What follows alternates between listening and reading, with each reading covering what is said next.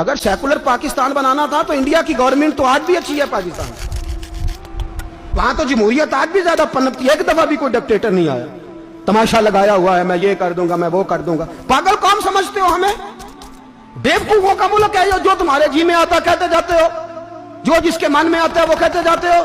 سنو اسلام کس طرح کی خلافت چاہتا ہے، امیر المومنین خلیفۃ المسلمین حضرت عمر فاروق۔ سنو حکومت کس کو کہتے ہیں، حضرت عمر گزر رہے، فجر کی نماز کے بعد 2 گلیاں رہ گئی ہیں، آج پورا نہیں ہو سکا آپ کا دورہ، جو رات کو نقاب پہن کے 2 گلیاں رہ گئیں تو نقاب اوڑھ کے ہی فجر کے بعد نکل گئے۔ ایک چھپر ہے چھوٹا سا، ایک کٹیا ہے جھونپڑی، بوڑھی اماں بیٹھی ہے، عمر فاروق گزرنے لگے، بوڑھی کو پریشان دیکھا، اماں جی اجازت ہو تو اندر آ جاؤں؟ بوڑھی کہنے لگی چل دوڑ جا اپنا کام کر، کیوں اجازت دوں؟ تیری مہربانی اماں آنے دو۔ کیا دوڑ جا؟ تیری مہربانی اماں گزارش ہے، چلو آ جاؤ۔ حضرت عمر فاروق فرمایا کرتے تھے میں نے اس عورت سے آئین سیکھا ہے، آئین، میں نے اس سے قانون سیکھا ہے، اس بوڑھی عورت سے۔ اندر آ گئے عمر فاروق، اماں کیا پریشانی ہے، کیا بات؟ اماں کہنے لگی خامد انتقال کر گیا، اولاد اللہ نے دی کوئی نہیں، میں غریب ہوں، 3 دن سے روٹی نہیں کھائی، 25 دینار کا قرضہ چڑھ گیا ہے، مجھے عمر فاروق سے بڑی شکایت ہے، اس نے میرا حال ہی نہیں پوچھا۔ حضرت عمر کہتے تھے مجھے اس نے دستور اور آئین سکھایا، کہنے لگے شکوہ ہے، عمر آیا ہی نہیں۔ حضرت عمر کہنے لگے اماں، عمر کو کیا پتا کہ تو اس حال میں ہے، اماں دستور بیان کرتی ہے، اماں جمہوریت کا اعلان کرتی ہے، کہتی ہے نہیں پتا عمر کو، تو عمر سے کہو چھوڑ دے حکومت، اس کے حوالے کرے جو خبر رکھ سکتا ہے، نہ ادھر ادھر کی تو بات کر، یہ بتا کہ قافلہ کیوں لٹا، مجھے رہزنوں سے غرض نہیں، تیری رہبری کا سوال ہے، عمر سے کہو چھوڑے حکومت، اس کو دے جو پتہ رکھ سکتا ہے۔ حضرت سیدنا نافع فرماتے ہیں جس کے سامنے کسریٰ اور روم کے بادشاہ کانپا کرتے تھے، میں نے اس عمر کو بوڑھی اماں کے سامنے کانپتے ہوئے دیکھا ہے۔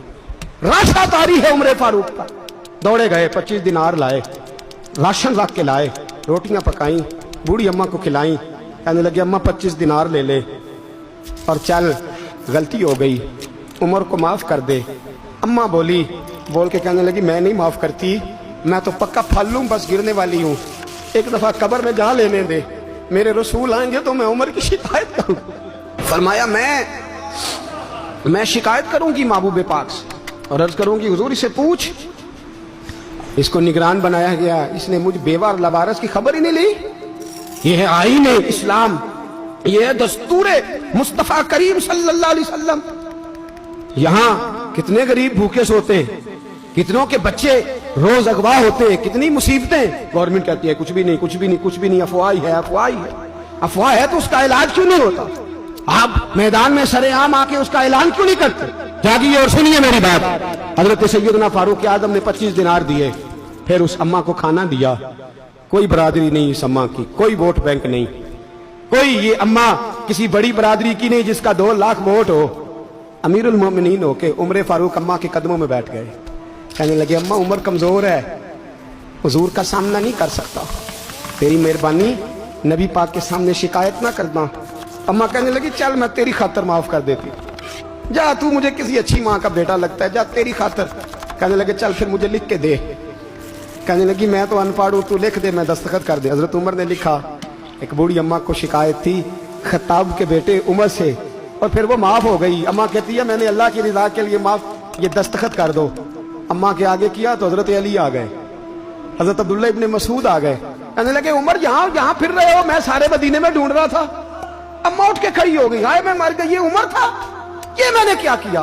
حضرت عمر کہنے لگے اماں نہ، اپنے وعدے پہ قائم رہ، تو نے جو کہا تھا اس پہ قائم رہ، ہمیں تو بتایا گیا تھا یہ والا نظام پاکستان میں آئے گا، یہ کہا تھا قائد اعظم نے، یہ رنگ ملے گا تمہیں، کہا ماں تو وعدے پہ قائم رہ، لکھ کے دے۔ لکھا، اماں نے سائن کیے، پھر حضرت علی سے کہنے لگے بطور گواہ آپ بھی سائن کر دو، پھر عبداللہ ابن مسعود سے کہنے لگے آپ بھی سائن کر دو۔